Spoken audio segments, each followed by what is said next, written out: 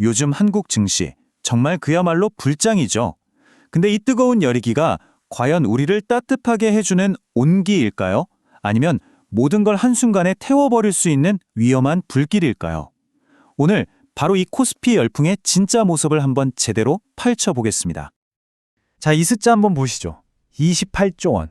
이게 그냥 보통 돈이 아닙니다. 불과 한 달, 정말 딱 30일 만에 가장 안전하다는 예금 계좌에서 빠져나와서 주식시장으로 그대로 돌진한 돈입니다.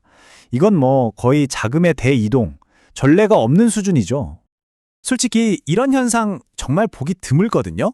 그래서 우리 모두가 지금 똑같은 질문을 던지고 있는 겁니다. 과연 이게 새로운 기회가 열리는 신호탄일까? 아니면 곧 뻥 하고 터져버릴 위험한 거품의 시작일까? 현재 상황을 숫자로 딱 짚어볼게요. 코스피 지수가 불과 200거래일 만에 무려 80% 가까이 폭등했습니다. 여러분, 이 정도 속도는 정상적인 상황이라고 보기는 좀 어렵습니다. 그래서 우리는 과거 데이터에서 단서를 한번 찾아봐야 합니다. 자, 그럼 과거로 한번 돌아가 보죠. 코스피 역사 전체를 통틀어서 이렇게까지 단기간에 폭등했던 적은 딱 4번밖에 없었습니다. 그리고 그 4번의 결말은 우리에게 아주 의미심장한 경고를 던져주고 있습니다. 첫 번째 사례는 아마 많은 분들이 생생하게 기억하실 겁니다.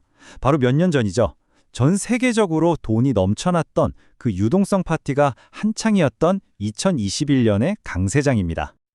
근데 여기서 진짜 놀라운 점이 있습니다. 2021년은 전 세계 중앙은행들이 돈을 마구 풀던 시기였잖아요.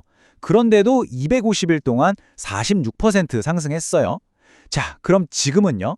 기간은 200일로 더 짧은데 상승률은 거의 2배인 80%에 달합니다. 속도나 기울기가 이건 비교 자체가 안 되는 수준이죠.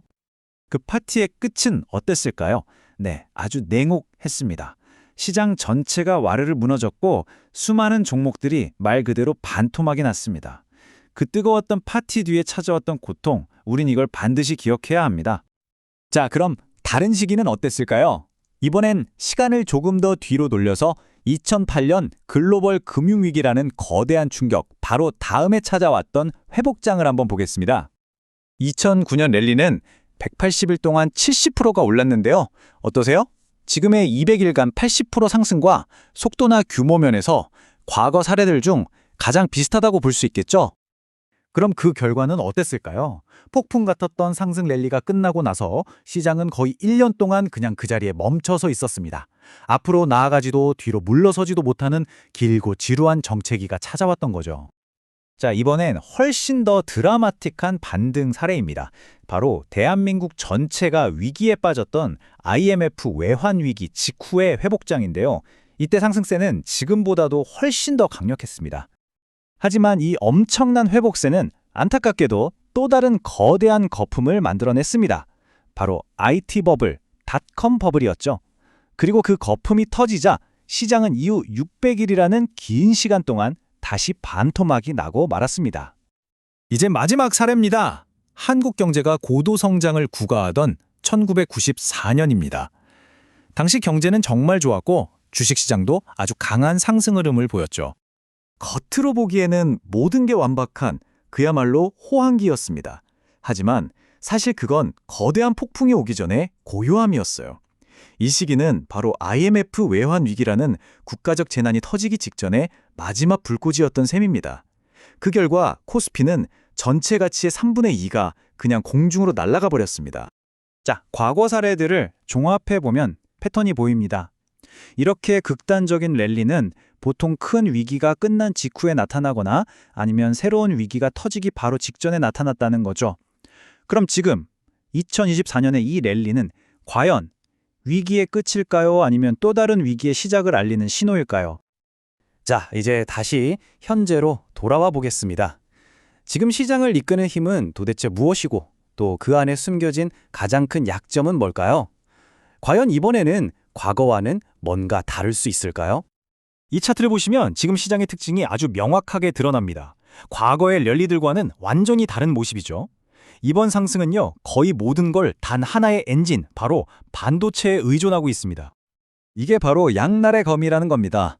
반도체라는 강력한 무기가 지수를 끌어올리는 장점이 있지만 동시에 그 반도체가 흔들리면 시장 전체가 무너질 수 있다는 치명적인 위험을 안고 있는 거죠. 시장의 가장 큰 강점이 역설적으로 가장 큰 약점이 되어버린 상황입니다. 이 표를 보면 현재 한국 경제의 양극화가 얼마나 심각한지 알 수 있습니다. 반도체 수출은 정말 엄청나게 급증하고 있지만 한국 경제의 다른 기둥들이죠. 자동차, 철강, 기계 같은 다른 핵심 산업들은 모두 수출이 줄면서 고전하고 있습니다. 한마디로 오르는 것만 오르는 아주 편중된 시장이라는 뜻입니다. 그런데요, 지금 이 뜨거운 시장 분위기 속에서 대부분이 간과하고 있는 또 다른 중요한 위험 요인이 있습니다. 바로 수면 아래에 숨어있는 무역 문제입니다. 여기서 우리가 진짜 주목해야 할 숨겨진 리스크가 있습니다. 무역 협상이 잘 마무리된 것처럼 보이지만 사실 속을 들여다보면 전혀 그렇지 않습니다. 가장 결정적인 건 미국 상무장관이 직접 반도체 관세는 이번 합의와는 별개다라고 딱 선을 그었다는 점입니다. 이건 언제 터질지 모르는 시한폭탄과 같아서 반도체 섹터는 물론이고 코스피 전체를 뒤흔들 수 있는 잠재적 악재입니다. 자, 그럼 이 모든 정보를 종합해서 우리는 이제 어떻게 해야 할까요? 여기서부터는 우리 각자의 선택에 대한 이야기입니다. 이 불확실성이라는 안개 속에서 과연 우리는 어떤 길을 찾아 나가야 할까요? 오늘 이야기의 핵심 메시지는 바로 이겁니다. 겁먹고 지금 당장 시장에서 도망치라는 말이 절대 아닙니다. 다만 즐겁게 파티를 즐기면서도 비상구가 어디 있는지는 항상 확인해 두자는 거죠. 지금의 이 상승을 충분히 누리시되 만약의 사태에 대비한 계획은 반드시 세워두셔야 합니다.